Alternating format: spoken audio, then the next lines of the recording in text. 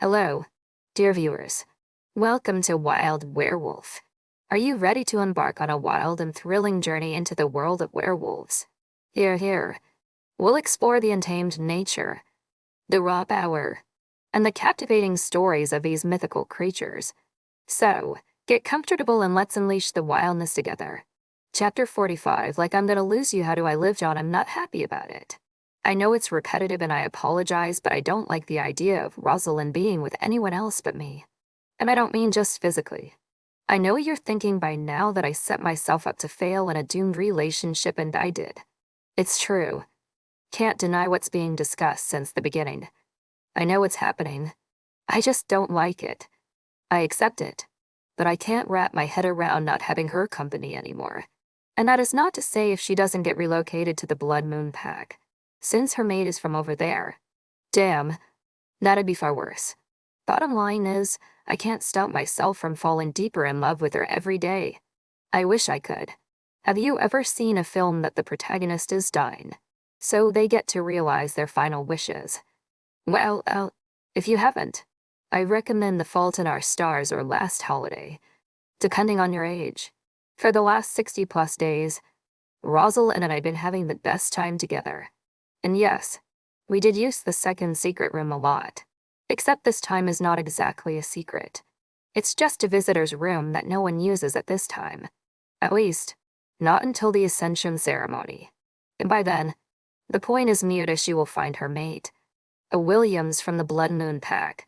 I confess that when we were eating lunch last month and they figured it out who her mate is, I was so jealous. Angry and hurt I had to leave the table. Yes, I realize I may have some anger issues, but I'm dealing with it the best that I can. And I have no intention of being the first Underwood expelled from our pack in 120 years. Just the upheaval it would cause on my family alone would hurt me more than anything. And there's no one I love more than my family. I'm a country boy, after all. That being said, I know I'm in for a world of pain. But the best thing I can do for me right now is to be there for her. And honestly, it's been a blast. I have no complaints whatsoever. Right now, we're in the secret room, both of us lying in bed in the nude. I'm glad we're so comfortable around each other by now. Not that we weren't before, but not like this. Now she's wrapped around my body like a serpent about to make a move on its prey. I'm very glad everyone is so busy with training they don't have time to pay attention to us. Rosalind snickered as she kissed my chest. I know, right? Especially now with the Ascension coming this week. Everyone is crazy busy. I replied, grinning widely. Exactly. More time for us. Plus, this bed is way better than mine. Rosalind smirked. I giggled. I turned us around and start kissing her breast. She moans in pleasure. I take my time with them. Then I kiss my way down, going down to her vagina. Then, I lick some more. She moaned loudly when I reached her spot. I take my time with my tongue making her come. When she does, I slip myself inside her. Gently, but my thrusts are hard and continuous. She moaned even louder. So do I. While I am at it, I kiss her lips, her neck. Ours are pitch black. Like always, I continue pounding at her, but always making sure she's comfortable and enjoying herself. I come hard and lick her areolas as a finishing touch. She gasped at my initiative. After a good while, I remove myself from her and lay beside Ross in the bed. I'm static. You're getting so good at this is staggering. She stated with a wide smile. Thanks, Ross. It's all for you. If you have to leave me, at least I want you to have good memories. I spoke affectionately, looking at her with a giant grin. She kissed me tenderly. To be honest, it's a little for me too. I mean, I don't get my mate for another 2 years and some months. At least. So I might as well enjoy my time with her. It's not like I'll have opportunities like this once she's mated.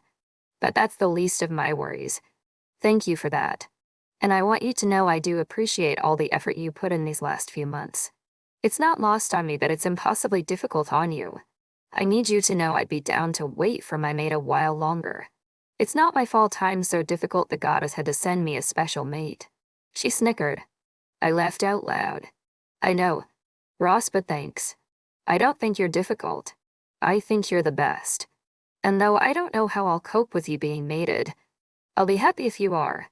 It's that simple. I replied and she melted. We kissed for a good minute before we got up and showered.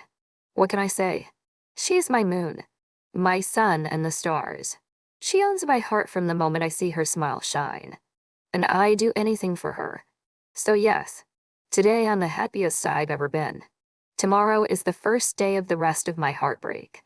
As it's tradition for the Huntingtons, and in case you didn't know that, read the first book, it's wonderful. I call. Rosalind and Emmett went for a run in the woods. The tradition is that the ascending alpha goes for a run with his family and friends on the eve of his 18th birthday, which is also the day of the Ascension. We ran for almost an hour till we reached the waterfalls.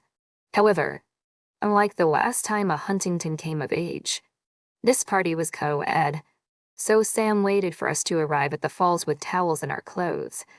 I mean, bathing suits so we'd enjoy the water in the spring.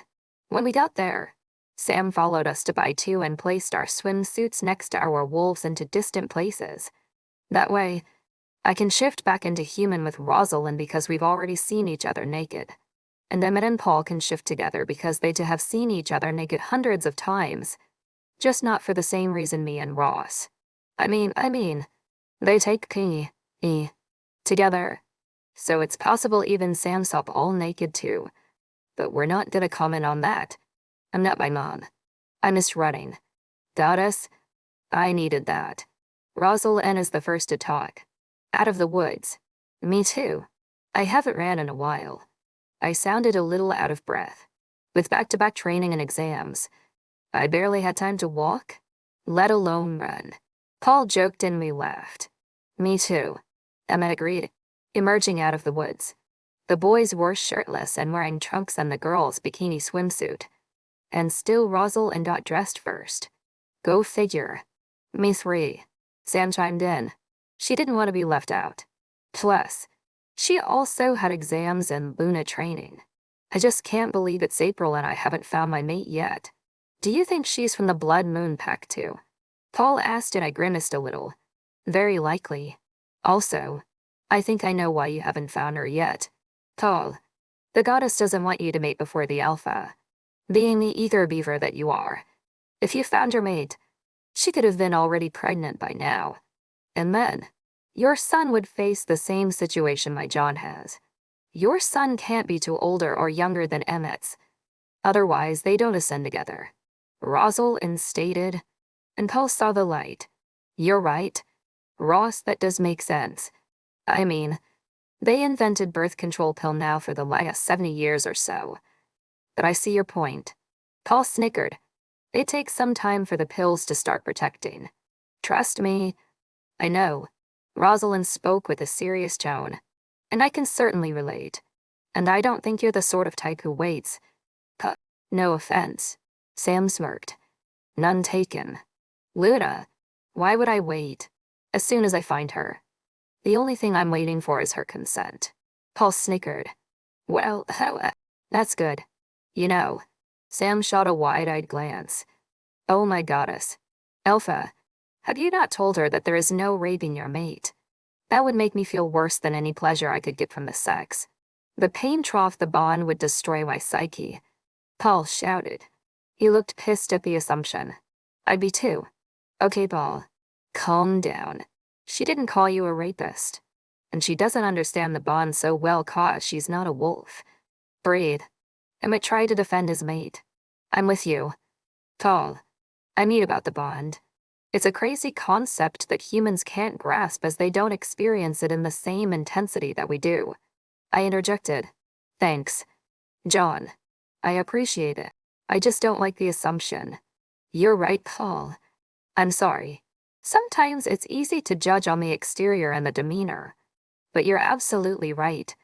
I shouldn't be making assumptions on you or anyone, especially since all of you have been nothing but nice to me. I mean it. Sam apologized in a sincere tone. Thanks. Luna, I appreciate it. I know I talk a good game, but I have a heart too. It's just unfair that everyone here have already. We get it, Paul. Thanks. Quit while you're ahead.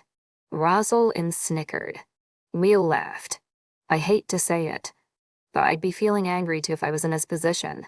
Truth of the matter is that I benefited from dating an older woman, even if it's only by 2 years and a couple of weeks. We eat snacks Sam brought with her and talk for a long time. It's nice, said John.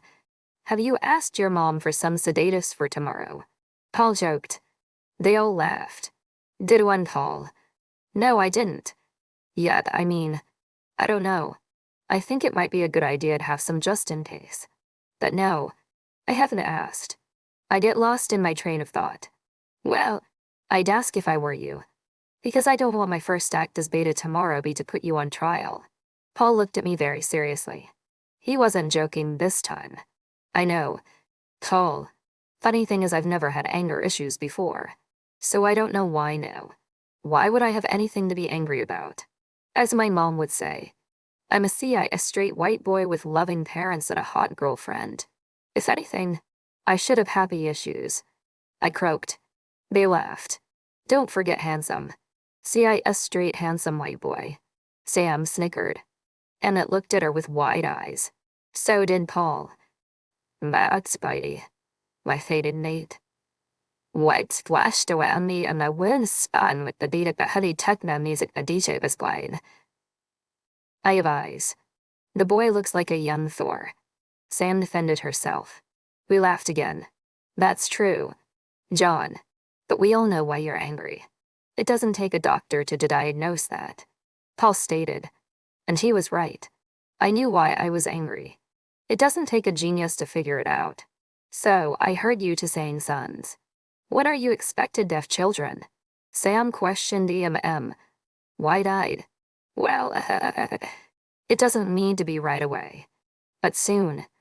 No alpha has passed 40 in my family. Or barely reached it for that matter. My dad isn't. Neither was Abuelo on his time. Replied to her.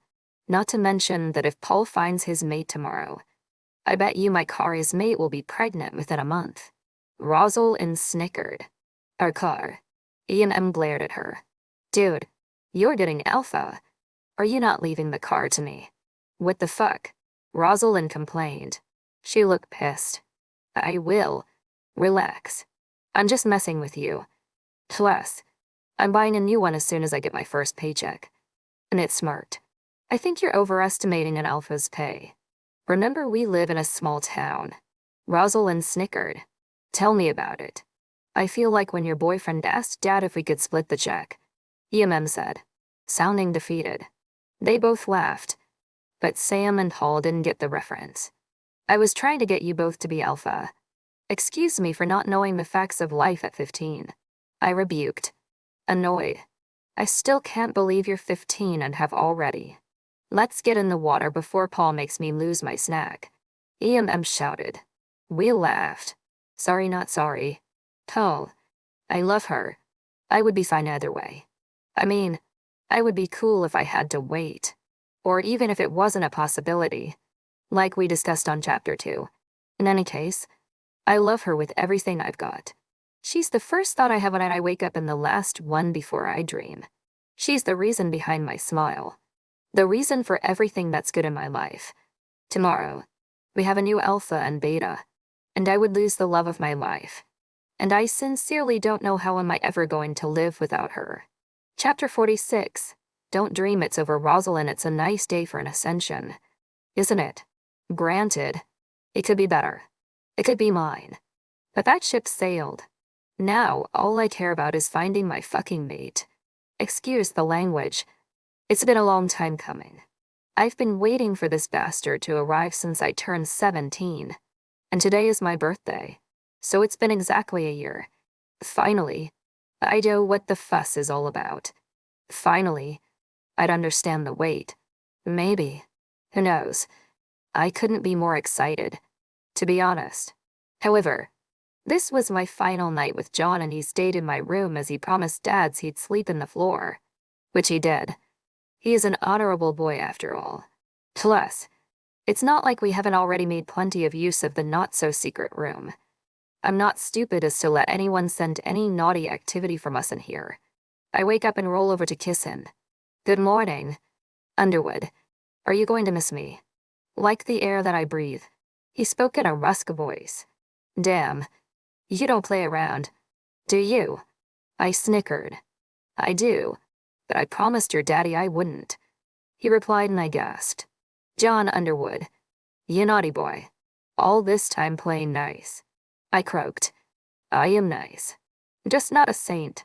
I'm still a red-blooded teenage boy. He snickered. So you are. Well, excuse me as I'm now a woman. And women need to get ready. I said as I moved to open the door. Go ahead. I will get ready myself and meet you downstairs for breakfast. He told me. Confidently. Actually, he's in much better spirits than I would have thought. Who knew? At breakfast, Dad was looking somber for his final day as Alpha. Daddy was excited. Good morning, everyone.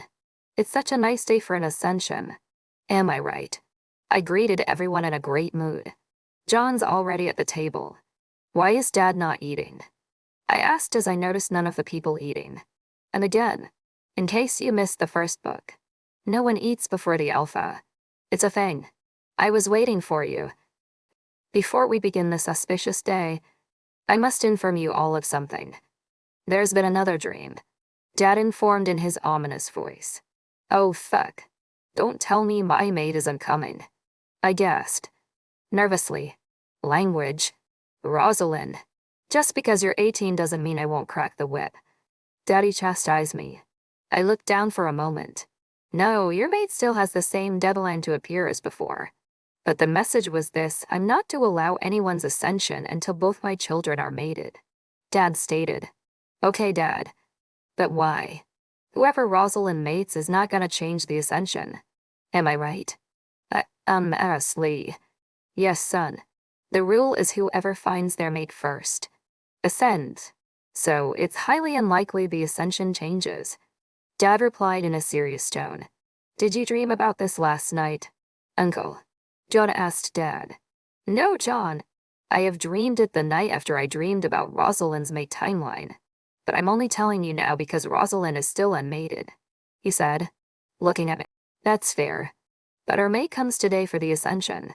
So it's not gonna be too much trouble. Right. And it wondered. John scowled. Hopefully not. We will have lots of guests. So it's very possible your sister gets mated today. In that case, we can proceed with the ceremony. But not before. I'm sorry. Dad replied, sounding apologetic. I understand, Dad. If we don't respect the goddess, why would we deserve the blessing she gives us? Emmett pondered. Very mature of his part. Well, as long as he gets here today, I'm good. I smirked, anxiously. So Ross, I'm picturing this. You are at the reception, sweating. Your mate isn't arriving. But then comes a stranger crashing the party. And when the warriors question him, he goes, I'm here about a lady. I came all this way from a far whale and jet to see her. She is my one and only princess. Daddy was so excited for me. You'd think he's getting another mate. Mio laughed. Daddy, I think you're watching too much telenovela. But I'll take a prince. If you must. I'm not rejecting anyone at this point. I snickered. By now, I just need him to show up and be done with it. To be honest, John scowled so hard you'd think he was scaring someone away. John, I know today isn't going to be easy for you. But if you need anything, I'm here. Also, I may have a sedative on standby, 'cause I don't want you to get expelled. Daddy told him. Worriedly, I held back a giggle at his last statement. Has he been talking to Paul? Thanks, Uncle. I appreciate it. But that's not necessary. I know it will be happening today. So as long as they don't complete the bond in front of me, I'm cool. John joked. Emmett, Dad's grimaced. But I laughed. Gross. Why would you ruin my Ascension breakfast? Emmett winced, grimacing. If I don't make fun of the situation, I'm gonna lose my mind. John admitted in a gloomy voice. Changing the subject. Did you hear from any colleges? Kids. Dad tried to diffuse the tension. Sam did. She got accepted to her top 2 choices in New York. That's nice. EMM replied with a sad smile. I did too. I got rejected from most of I applied, but I got accepted to one in New York as well. He continued, a little chipper. Since today is our 18th birthday, Sam couldn't be here with us because the ascending alpha has to find his mate in the crowd. As tradition mandates. Like we've said before, people need to see your eyes go black or it isn't your mate. And without one, you see where this is going. Congratulations. Dad cheered. Daddy too. Yes, congratulations. I got accepted to all the colleges I've applied. I'm deciding to which state I'm going next, depending on who my mate is. I boasted, proudly. Congratulations. Kyo. Daddy celebrated. Thanks, Daddy. I replied as I heard congratulations from all around the table and John. Several hours later, I look fantastic for my brother's Ascension ceremony. Who knew after all this months I'd be here? So cool with not being alpha. Growth. People. However, I'm not cool with waiting anymore for my mate. So I get downstairs. The compound is packing fast. I see Jean looking dapper in a navy blue tuxedo with white shirt. I would if I could. Just one last time. Wow, you look gorgeous. He told me as he gaped at me.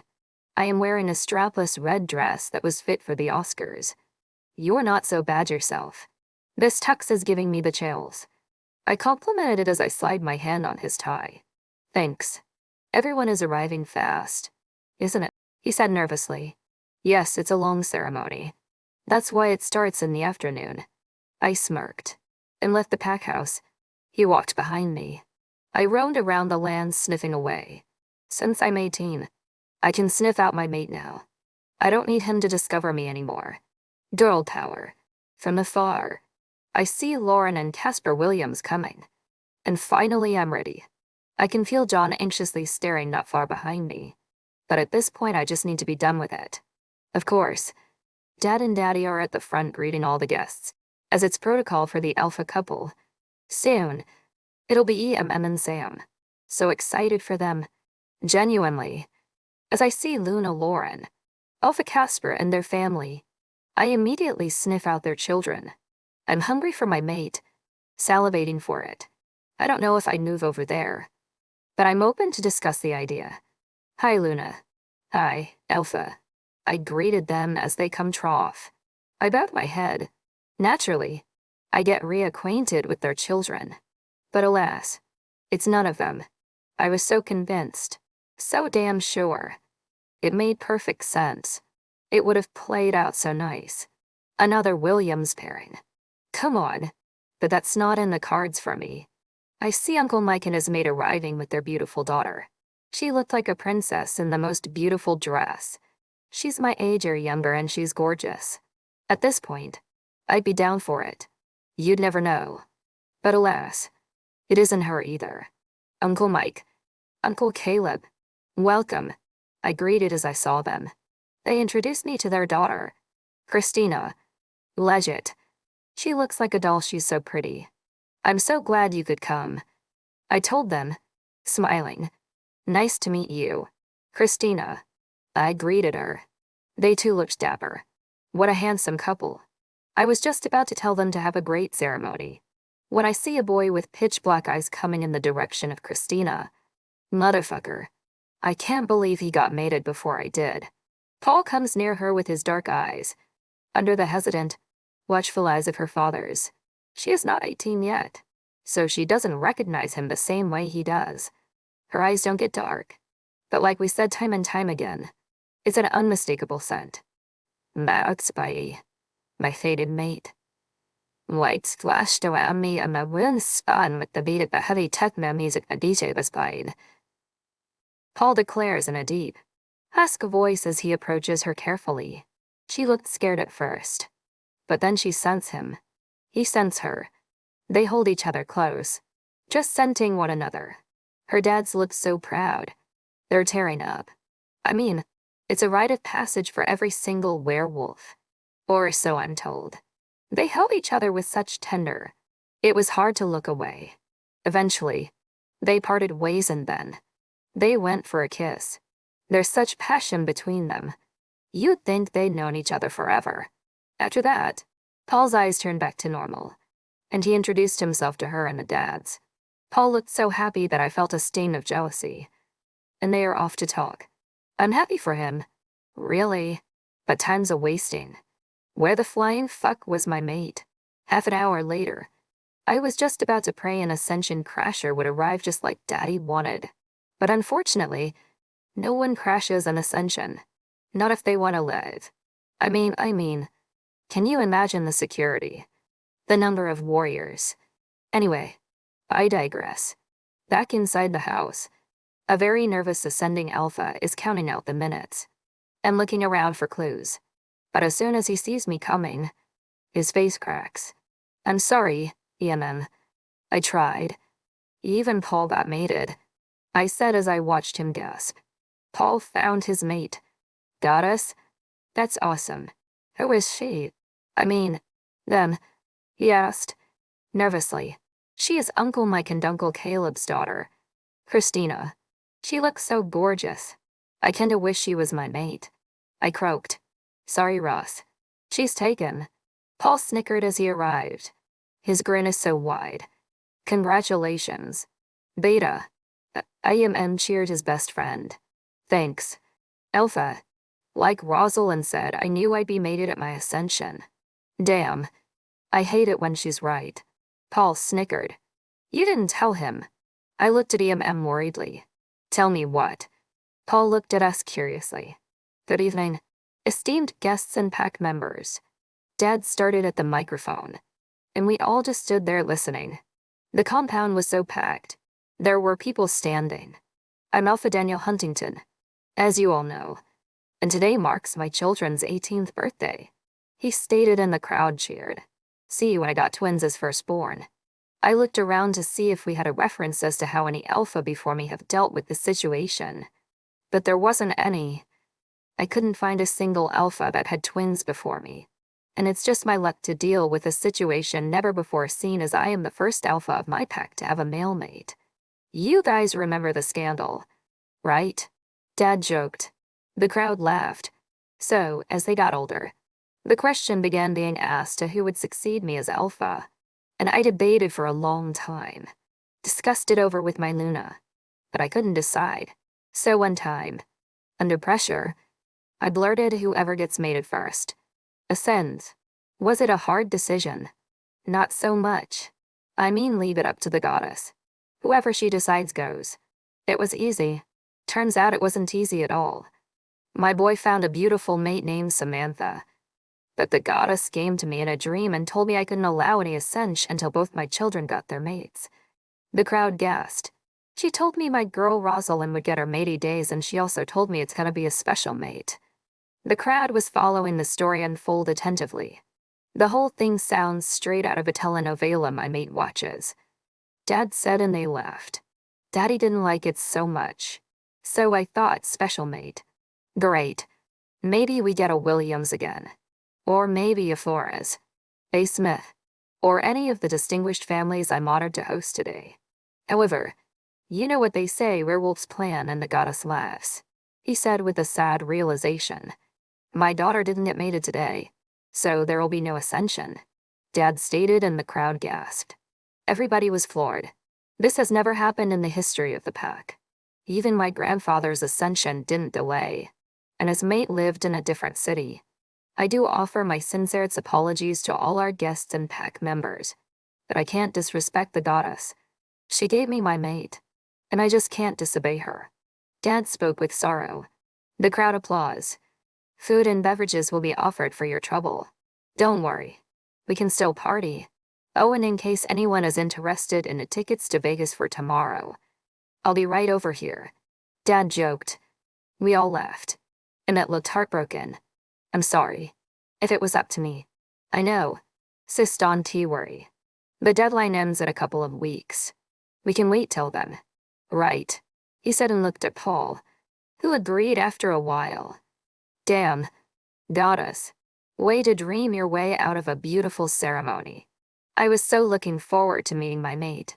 That, like my boyfriend says, hope for the best. Prepare for the worst. As this isn't my first rodeo, if you excuse me, I have a date with a guy in navy blue tuxedo PS. Left the pack house, walked to where Sam was and met her with his pitch-black eyes. It was beautiful to watch, as it always is. Dad's cried. So did I. I was very happy for both of them. Chapter 47, Locked Out of Heaven Emitso. That was a bust. I mean, aside from the part where I met Sam in the crowd, showed her my pitch-black eyes and told her mate. That was fun. And totally worth the wait. Also, let's not forget my best friend found his mate.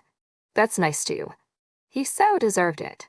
Since she's a minor, he had to negotiate a deal with her parents so that she doesn't miss school, in which Paul would keep her until Sunday, and return her Sunday night at the latest. And he would be allowed to pick her up every Friday night. Since she's still in school like the rest of us, it's not actually a bad deal. Beside, the Blood Moon Pack is 3 hours away from here, so it's not that long of a drive.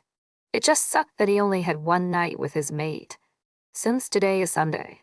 But I'm pretty sure he's grinning from ear to ear, so it's all good. I wake up next to Sam, as I did most weekends. That's great, especially now that she's officially my mate. I'm so happy. Good morning. That's my fated mate. Lights splashed around me and my room spun with the beat of the honey techno music the DJ was playing. How did you sleep? I asked with a gleeful voice. I would have slept better in Felix's bed. She snickered and I swooned. You're so right. Dads have the best bed out of all the pack house. I replied, enthusiastically. I know. He showed it to me. It's part of my training. She smirked. Unfortunately, since we're not Alpha and Luna, they don't have to wait for us yet. So if we don't leave now, there will be no breakfast left for us. I joked. Sort of. Not really. Let's go. She said and got up from the bed. I followed suit. At breakfast, everyone was reeling from the day before. However, you couldn't find two guys more happy with themselves than Paul and John, though their reasons are quite different. Good morning, everyone. I greeted them as I entered and take my seat. So does Sam, next to me. My ex-party, my fated mate. Lights flashed around me and my room spun with the beat of the heavy techno music the DJ was playing. Son, did you sleep well? Dad asked me while he ate some pancakes. I did, Dad. Thanks. But not nearly as well as Paul over there. I teased, looking and pointing at him. You can take your mind out of the gutter. We just talked. My mate wants to wait till 18 to be marked. Paul stated, though his face didn't say talk exactly. And I've known him since I could walk. John, you need to tell me your secret. What is your connection to the goddess that your girlfriend can't seem to get mated at all? Did you sacrifice a chicken or something? Sam joked as she ate. John laughed. So did Rosalind. So did Paul's mate, who is having breakfast with us as she slept at the pack house with him. I can promise you, Sam, it's nothing of the sort. I would never keep her from being mated. But the goddess seems to be picky about the special mate. John smirked. He's glowing with happiness over this. Tell me about it. I was half expecting it to be Christina at this point. Rosalind joked. Probably. Christina got wide-eyed. Paul gasped. Well, you can take your eyes off my mate. I didn't wait 18 years to lose her to a girl. No offense. Paul snickered. He looked radiant. If I didn't know any better, I'd think he completed the bond last night. But he didn't. It's not something you can hide. Even if you don't show it in your neck, one can smell a fresh mate mark. One of us. Of course. I'm joking. Paul, calm down. I need vitamin D. Ross snickered. Why is that? Are you vitamin deficient? Christina asked. So innocently. No, Christina. I mean, I like boys. She's straight. That's what she meant. Paul interrupted her, looking embarrassed. So, Dad, did you really already buy the ticket or was that your attempt of a joke? Rosalind asked, mildly laughing. She's in a good mood, despite everything. But then again, she still had John to keep her company. I would never let your dad buy non-refundable tickets. We're not made of money and I can't even work. Daddy said. He was not amused. If it was up to him, we'd wear hand-me-downs for clothes he's so cheap. No, that was a joke. I have a feeling that when someone says 80 days, some stranger will appear in town at the 80th day and say, "I came to see about a girl." Dad replied, and we giggled. "Sam, don't you have some hot cousins to introduce me or something?" Rosalind suggested. "I don't. Sorry. They are all out of your range." Sam stuttered a little, uncomfortably glancing at John. "Thanks. Anyway, I guess we'll just have to wait and see. But if I don't see a handsome guy at my door on the 80th, I'm coming to the moon myself." Rosalind snickered. We laughed at this. Even John. "Well, hell, I hope he comes fast. Because now it's officially a crime for you to corrupt my nephew."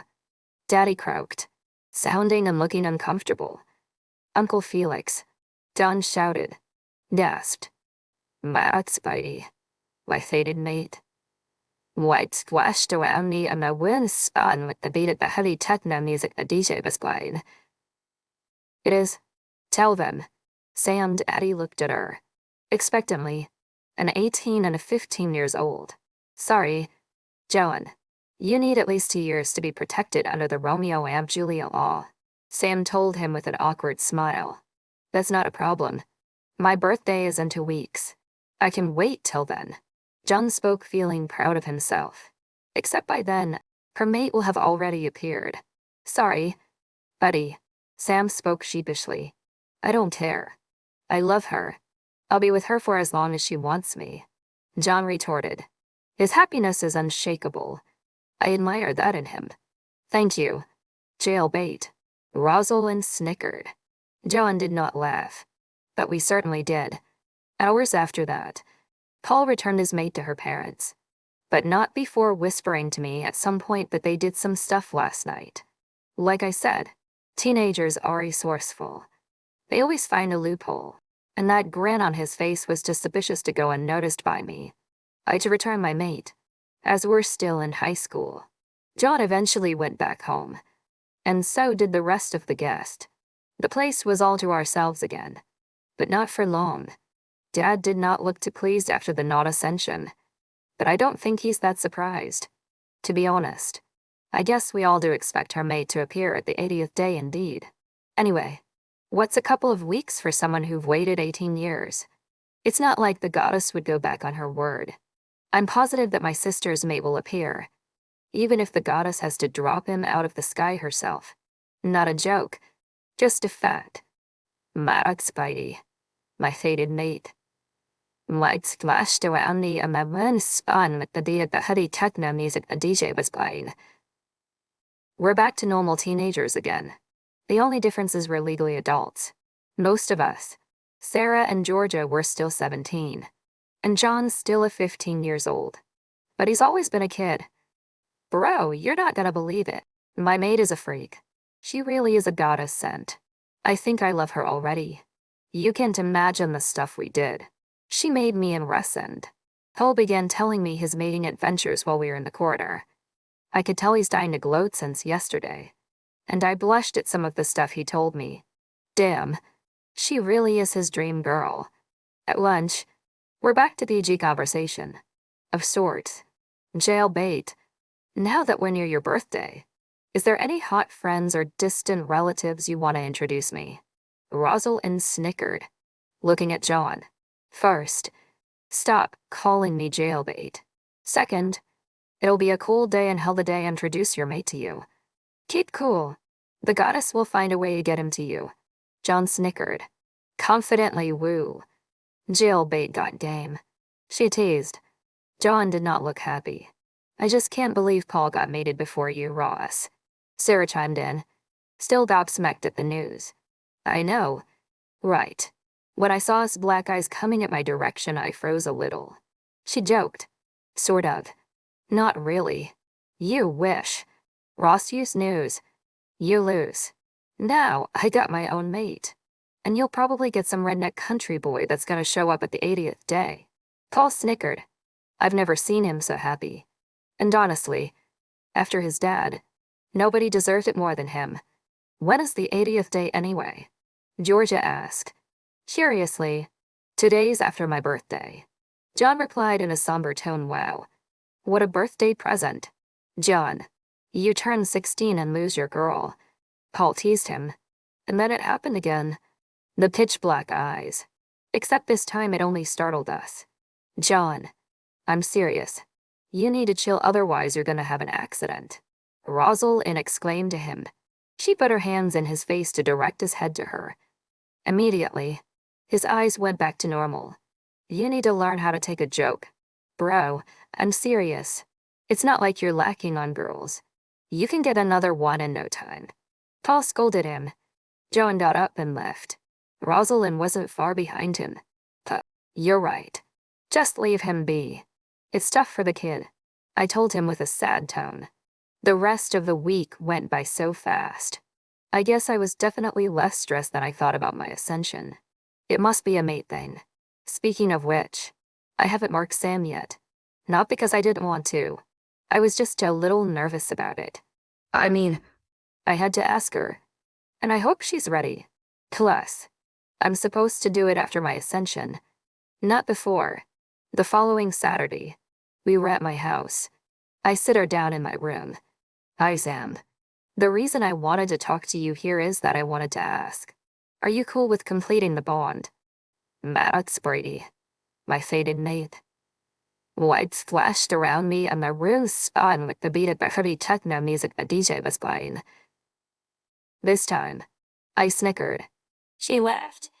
"I am. On principle. Is the bite gonna hurt much?" she asked. Curiously. "A little. But the pain is gonna be diffused a bit by our lovemaking." I replied to her honestly. I'm flustered as soon as I spoke these words.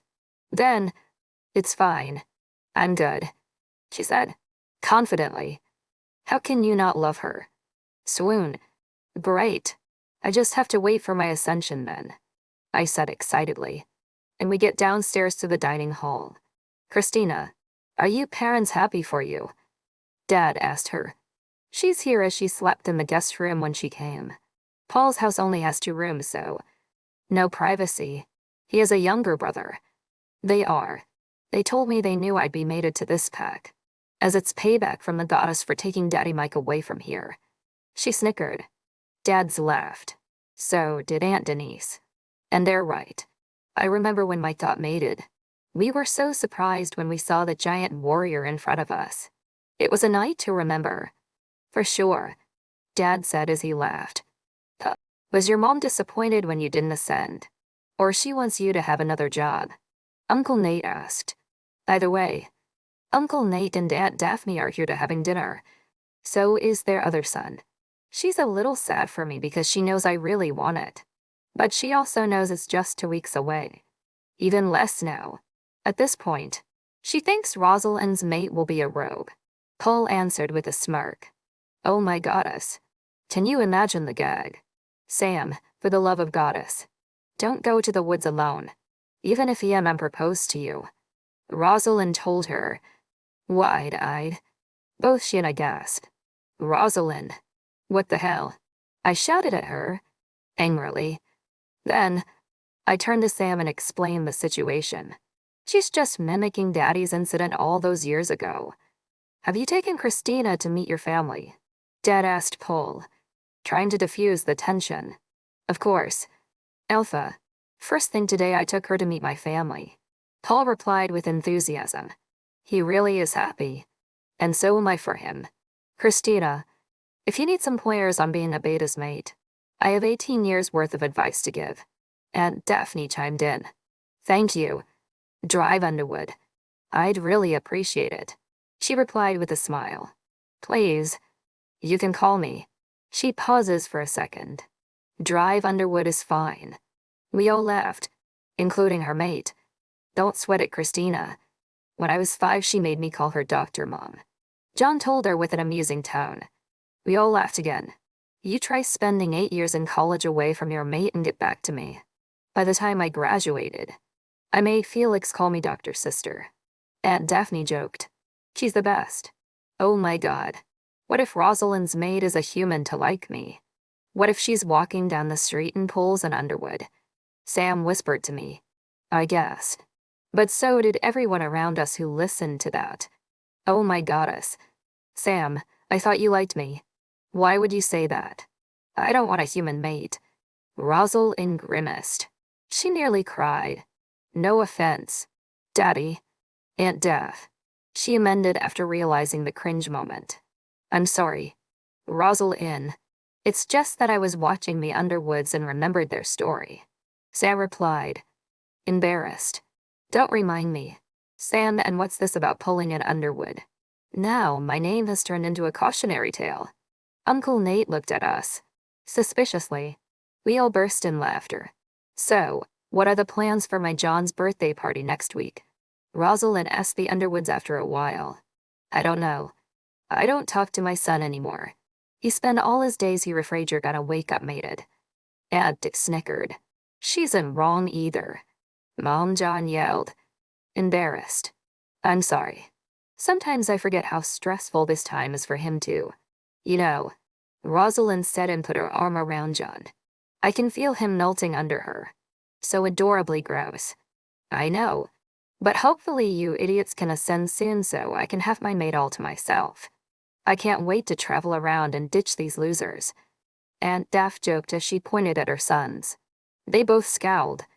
We giggled. You do know that they're still minors. Right. It's not like mine who I can kick out of my house tomorrow. Daddy joked.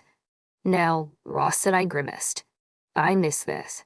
I missed light family moments. I love my family. But seriously, that's Spidey. My faded Nate.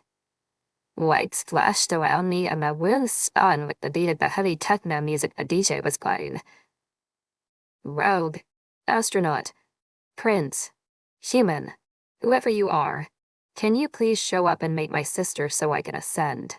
Please. I feel like I've been denied of my birthright. And I want it so badly. Chapter 48, We Belong Together, John, it's my birthday. After spending the last 2 weeks post-Ascension bust, I have literally 2 days before Daphne's mate appears. Only 2 days. So I might as well enjoy my day with her. Am I right? I slide out of bed in the Sunday morning and get down to the kitchen for breakfast. I wanted to sleep at the pack house. But Rosalind doesn't allow me to sleep over there anymore, not that I did often. She says now I am a liability. Fuck that. She's still my girlfriend until her mate whisks her away. Tick-tock. Good morning. Long morning. Dad, I greeted them with a big smile. Someone's looking chipper today. Mom remarked. Grinning. It's almost like it's his birthday or something. Dad snickered. He thinks he's so smooth. They hugged, kissed me and wished me a happy birthday. So did Matt, my little brother. Thanks. Guys. I mean it. I couldn't have done the last 16 years without you. I smirked. You're welcome, son, Dad said with his usual smile. Hey Dad, are you sure you can't dream about your mate at 16? I had a dream about a lady who said I was special. I told them, cheerfully, that's because you are. Son, you Ray special. But that's not your mate. Mom chimed in. Thanks. Mom, I smirked. I'm sure. Son, but don't worry. There's always next year, Dad said in a hopeful tone. However, we all know by now common people don't dream about their mates. Only ascending alphas do. Or ascending lunas. Of course. Don't remind me. My last year with my sweet boy. Mom pinched my cheeks. Mom, stop it. I'm still 2 years away from being mated. Don't be dramatic. I reprimanded her, who grimaced. I have to finish breakfast soon because I have a whole day planned with. We know, son. Have at it. Mom's face cracked. Dad's conformed. But by now, this is to be expected. I'm not quitting Rosalind until her mate robs her from me. Especially not now with just 2 days away. So I eat my cereal, get dressed in a hurry for my birthday date with her.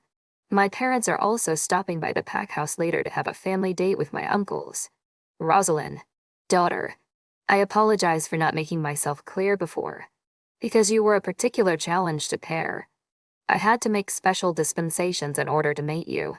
Your mate is closer than you think. Best wishes. I woke up after the weirdest dream yet. I didn't think I was going to get any more dreams from the goddess. I thought all I had to do now is just wait for my mate. Whatever did she mean by that? At the breakfast table, everyone's here, even Paul and his mate who spent the weekend, as they've been doing since they've met. Good morning, everyone. I greeted them as I moved to take my seat. Good morning, Ross.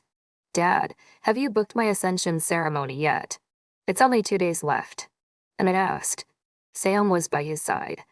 Of course. No, son. At this point, I'll believe it when I see her eyes turning black. Dad sounded off. Not very confident. I grimaced. Thanks, Dad. Thanks for the vote of confidence. I snickered. Did you sleep well? Sam. I did, yes. Are you excited for John's birthday? She asked me. I am. We're finally gonna be able to ditch this compound alone, I said, cheerfully. Only because it's his birthday. Daddy interjected in a serious tone. Thanks, Daddy. I twinkle my eyes. I had the weirdest of dreams. I spoke, puzzled. Don't tell me. Did you finally dream with your mate? Is he hot? Sam asked, excitedly. I always wanted a sister. No, I didn't. In the dream, the goddess came to me and said, daughter. I apologize for not making myself clear before, because I was particularly difficult to pair. She had to make special dispensations to mate me. I said calmly as I ate. Oh my goddess. Daddy shouted. He looked shocked. I had the exact same dream. Except in my dream. She says, he continued, your mate is closer than you think. Daddy and I said the exact same words. I gasped. We all were gobsmacked. It's spooky. Oh my goddess. Dad yelled as he realized something. My ex-buddy. My fated mate. White splashed around me and the wind spun with the beat of the heavy techno music the DJ was playing. What is happening? Is her mate finally coming? Paul asked curiously. Everyone was. Emmett was salivating in curiosity. So was Sam. Felix. She says special dispensations. Dad asked his mate, looking him dead in the eyes. Yes, damn why. Daddy replied, looking confused. Motherfucker. Dad shouted. And he never cursed. Ever. Rosalind, swear on your life. Right now, you can't never change your last name. Ever. And your firstborn has to be last named Huntington. Dad demanded, looking me deep in the eyes. I was scared. Everyone were. Emmett was shitting himself. Why, Dad? Why are you asking me this? I questioned him, puzzled. I'm so confused. Rosalind, swear to me right now. Dad yelled. I trembled a bit. I, Russell Inford Huntington, swear on my life that I will never change my last name. And my firstborn will have a Huntington surname. I pledged as I'm too scared to say no to him. To be honest, he's so incisive. I'm so confused. Sam spoke. Baffled. Me too. Why would he make me? Oh my goddess. I started and then it hit me. My eyebrows shot up. My eyes widened. I guessed too hard I lost my breath. What? Ross, what is happening? Can someone please tell me? And Paul to look confused. And Denise. Christina. Uncle Tony. Everyone.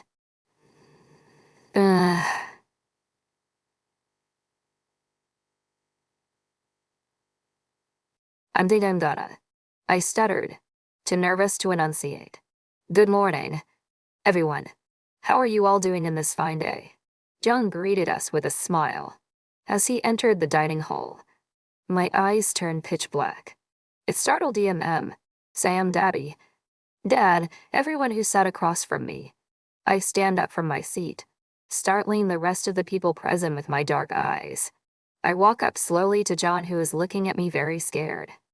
Matt's by my fated mate. Lights flashed around me and the wind spun with the beat of the heavy techno music the DJ was playing. I said to him in a deep, husky voice. He trembled at the word. So did I as I said it. He gasped. Emmett. Sam, Daddy. Dad already knew it was coming but still gasped. The entire room were all floored by the turn of events. I send him first. I hug him. I kiss him. Then, my eyes turn back to normal. In the meantime, all this take a while, Dad states. Everyone. What happened was because Rosalind was particularly challenging the pair, and the goddess can't leave a single werewolf without a mate. She took steps to broaden our net of possibilities, and so did a special dispensation of the age rule. As she did that, she cleared Rosalind and John, who we all know are not blood-related cousins and are separated from the age margin by only 2 weeks. Furthermore, she also had to make a special dispensation on the age of consent. That's why Rosalind can find her mate, who's 16 now, in light of extraordinary circumstances due to alpha bloodline. However, she could not lower the age down any further. That's why she gave those dreams to Rosalind, so she'd be aware of who her mate is. But because of her own rules, she tried to warn her trough Felix and I's dreams before. But unfortunately, it wasn't all successful. Also, she couldn't let John dream about Rosalind as he was outside the age of consent. Lastly, as she knew Rosalind and John couldn't be mated at her birthday because of his age, she demanded me to hold off the Ascension at such time both my children be mated. And though she didn't create the rule of who to send, she knew that Rosalind finding her mate would change the entire Ascension, because in the end she had already found her mate a long time ago. Way before me. Emmett realized it and interrupted Dad. Oh my goddess. Emmett was gobsmacked. Oh my goddess. Paul realized it and was gobsmacked. Oh my goddess. John realized it after we parted lips. He was floored.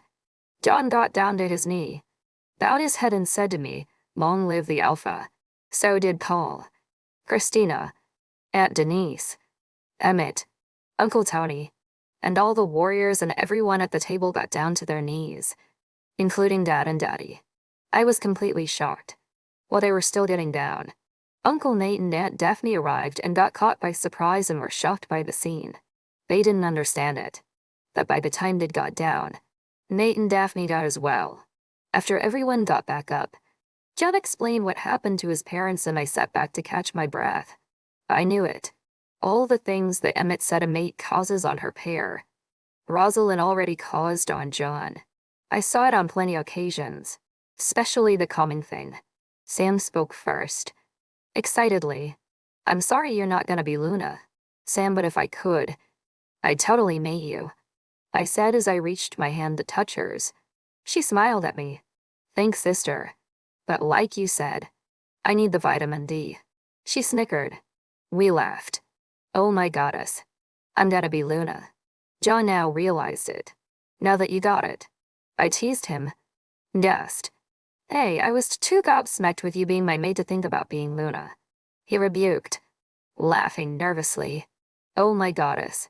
You are my mate," he said and broke down in tears. It's difficult to watch, especially by his parents. I cried too. We held each other for a while. "I just want to know, if John can't be your beta, who's gonna be?" Paul asked, very curious. After a moment, "I will tell you at the Ascension ceremony, like everyone else," I replied firmly. "She's already speaking like an alpha." Aunt Denise smirked. "She has always spoken as an alpha," Emmett said, laughing. "True." John agreed, also in between laughter. I just can't believe how Dad figured out so fast. I was floored by his cunning. "That's because I am the alpha," he stated, boastfully. I can't believe it was in our faces this entire time and no one saw it coming. Uncle Nate commented. He was floored. So was Aunt Daphne. Even Matt, who came with them. "You're right, Uncle." It was. There's no way I would give myself away to anyone not my mate. I snickered. John blushed. All laughed and joked for a while. I had a smile from ear to ear. So did John. "I'm sorry. Son, I know you were excited to be alpha. But if I'm honest, the whole thing always sounded too good to be truth. It was too easy for you to win. And I don't mean about the fact that your mate sat across from you in a crowded space of thousands." Dad snickered in a somber tone. Sam gasped. "Wait, you knew I was gonna be at the fair?" She questioned him, gobsmacked. "Of course. I knew. You're supposed to be at my granddad's retirement party with your dad. Remember? He told us your family would be at the fair. I just never expected us to meet like that. Replied. I know. Dad, thanks. It really was too easy. I should have known those dreams of her weren't true. I still can't believe she dreamed her ascension. The naming. Even her mating. Gross. Emmett shook. I'd feel bad for him. But I'm too happy to care. Me neither, If my eyes weren't pitch black a moment ago, I wouldn't believe it too. Thank God I have witnesses. Otherwise, no one would believe me. I croaked. The dreams. I can't believe we're having a child together. John's very emotional. You're right. We will. Thank goddess we won't have twins. I can't go trough what Dad went. I sighed in relief. I can't believe we're gonna have an Underwood alpha. Uncle Nate celebrated. Sorry, Uncle. Dad made me swear before I was mated that I would never change my last name and our firstborn child would be a Huntington. I spoke with a proud smile. He did. Don't you think this should have been discussed between us? John frowned. First, I didn't know I was gonna be mated to you when I swore the oath. Second, do you want to discuss it? Sure. That's by my fated mate. Lights flashed around me and my wound spun with the beat of the heavy techno music the DJ was playing. You can choose. You can either have an Underwood heir or you can have the thing at the secret room. I shot him an ultimatum. Looking serious. Dad's grimaced. Which one of the secret rooms? John questioned me and everybody gasped. There was another secret room. Daddy yelled. Dad was shocked too. Everyone were. Except for, you guessed it, Uncle Nate. Bitch. Please. Did you seriously think a bunch of men can stop a strong, confident woman to do anything she wants? Girls get things done. I boasted. Proudly. Sam leads a round of applause for me from all the women present. John, think long and hard about this. An Underwood heir the thing in both secret rooms. I lock ties with him. Suspense is killing everyone. We can have more children. The first one has to be a Huntington. John snickered, laughing. Everyone laughed. Men are so predictable. But how did your dad figure it out before you? John gasped. Because I am the alpha. Dad shouted. As soon as I heard the word special dispensation, and with John's birthday today, I knew what was gonna happen and had to act in seconds to secure our dynasty. He bragged, feeling proud. I would too, to be fair. He did. He made me swear moments before you arrived. I was still shocked, and here I was just happy we had a date. John said, still shaking. I'm too young to be a grandma. Please tell me you're gonna wait till. Aunt Daphne pleaded. Of course. I have to get treatment first. Plus, I don't want my baby daddy in high school. I want him home, helping out with little Felix. I said and Daddy gasped. Oh my goddess, you're gonna name him after me. That's Spidey, my fated mate. White splashed around me and the wind spun with the beat of the heavy techno music the DJ was playing. Legitimately, if it's a boy, if it's a girl, Carol, I continued. Daddy rushed to my side and kissed me. Everyone melted. But Dad, why can't he be named Daniel? It's a beautiful name. He winned. We laughed. Just don't think this will get you out of warrior training. On the contrary. Now it starts. Antony's threatened. Wouldn't expect any less. Delta. I smirked. But seriously, Rosalind, you are gonna tell me who your beta is, right? I need to train them. Uncle Nate questioned me. Expectantly. Of course I will, Uncle. At the Ascension ceremony. I insisted. He gasped. She's such an alpha. Uncle Nate snickered. That's what I've been saying this whole time. John shouted. Me too. Nephew. Daddy chimed in. I'm with you guys. Emmett says it all the time too. Sam interjected, making me scowl. Traitor. He glared at her. We laughed. I can't believe John is gonna be the youngest Luna this pack has ever had. Uncle Nate's gobsmacked. I can't believe I have to train another Luna. Daddy yelled. We laughed again. It's a great day all around.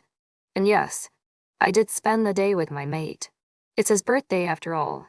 There was even a cake at some point. Finally, I reached my destiny. Finally, I am who I was born to be. I am Alpha. Now before me. Thank you all for joining me in the wild world of Wild Werewolf. I hope you had an amazing time.